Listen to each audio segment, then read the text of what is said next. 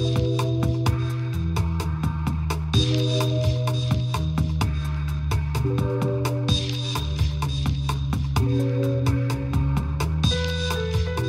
City and State Managing Editor John Lentz. This is Last Look.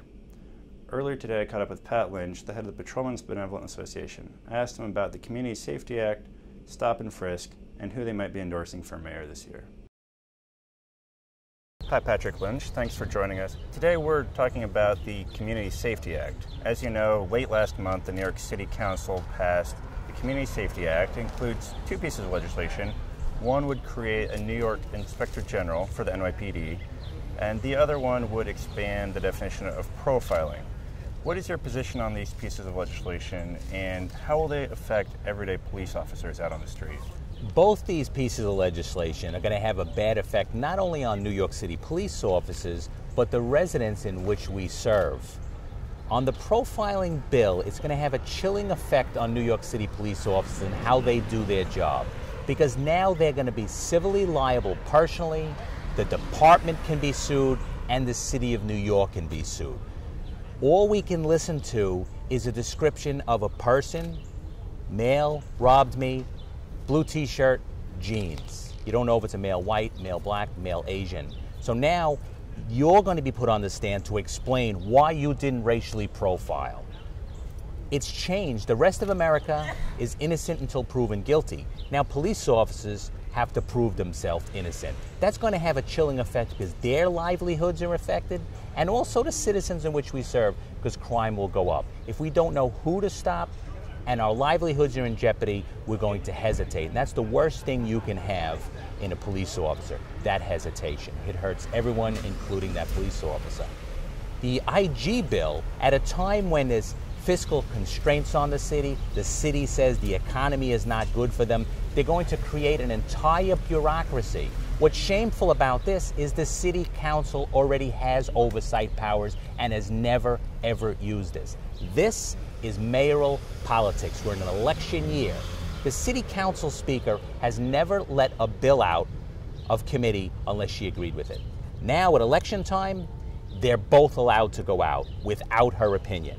That's just wrong. That's mayoral politics. Now we're going to create a whole bureaucracy in bad economic times. It's just not wise for the city. And again, another chilling effect on police officers. How are we going to go out and do our job effectively like we always have?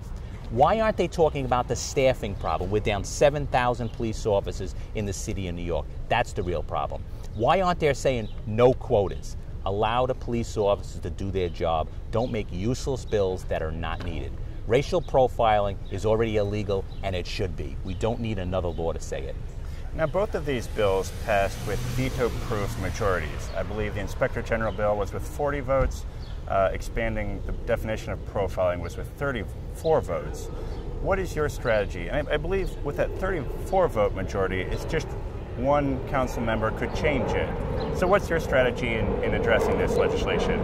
The first step and the first prong is to go out to the constituents in the districts and say, this council member is not voting the will of the people. The will of the people is to allow police officers to do their job and keep us safe.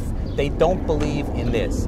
This council member, David Wetburn, wants to be Speaker of the Council. So he's playing party politics, not politics of the people in which he serves. So number one, we're educating them so they can talk to their council member and say, vote the will of the people. That's number one. Number two, if that doesn't happen, at election time, the PBA's endorsement is not a free ride. You can't get the picture of police officers supporting you and saying you're a law and order candidate and then vote against us and make it impossible to do our job. So today we're saying, reevaluate your vote. Tomorrow we're saying, we don't want you in office if you're not doing what's best for police officers and the people we serve.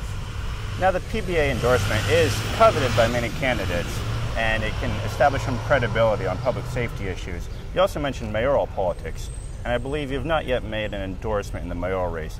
How will this legislation affect your endorsement process for the mayor?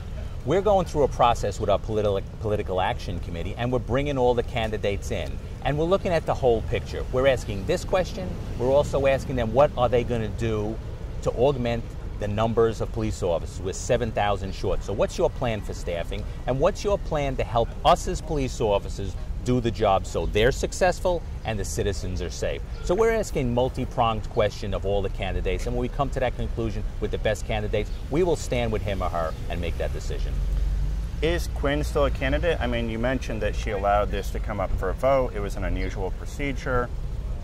Well, as we talked about our political action committee, and we bring the candidates in before our members and our delegates, well, she canceled out twice. It's amazing how twice she's had conflicts in schedule. Well, we don't believe that. We're smart people. She chose to say law enforcement's not important to me.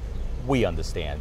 But that'll also come out in the polls. When New York City police officers support a candidate, we support them wholeheartedly. It's not just a picture of uniforms behind you on a campaign literature. It's votes. 60% of our members live in the confines of New York City. We represent 50,000 retirees. Multiply that by their family members, their neighbors, and people that support law enforcement. That's a huge number. Now, on an unrelated note, I believe there's a report out just today or recently from the NYPD on how it compiles its statistics for crime reporting. There were concerns that maybe crime levels were suppressed, and the NYPD came out with this report and said, yeah, we did need more oversight in certain areas. Did you see that report? Did you have any response to that? I haven't had an opportunity to read that particular report, but we came out many years ago and say the statistics in the NYPD are being fudged. We want to go out and do our job as police officers. If a person says they got robbed or their home got burglarized, that's the charge and what should be on our complaint report. What we found is that once it goes to the station house, it all gets changed, and they change what categories of law is being broken. We're saying if your house was burglarized, it should go down as a burglary. We believe they've been playing with the numbers. We came out vocally against it a number of years ago, and it took an awful long time for this committee to finally come up with a report that should have been a long time ago. And if this Community Safety Act is overturned, do you feel like something else should be done to address stop and frisk? Obviously, it's been a very controversial issue. Some critics say, the police department unfairly targets young black and minority men. Should something be done to tweak how this is used? There's two things that should be done. First off, we need to create enough police officers. We need the proper staffing. We're 7,000 police officers short. That's a huge number in how you police the neighborhoods. We also have to stop the quota system, where the management of the police department says to the police officers, I need 3 UF-250s, which is stop, frisk. Allow us to use the tool and use it constitutionally. Our members want to go out and do their job constitutionally. We don't want to violate anyone's civil rights. So enough staffing for us to do the job, and then stop the quota system of saying I need a certain number of summonses, a certain number of stops. That's where the problem is. The problem with the city council is they don't want to address the real issue. They just want to stand on the steps of City Hall and do a lot of yelling. Thank you for your time, Pat Lynch. I appreciate it. Thanks for covering.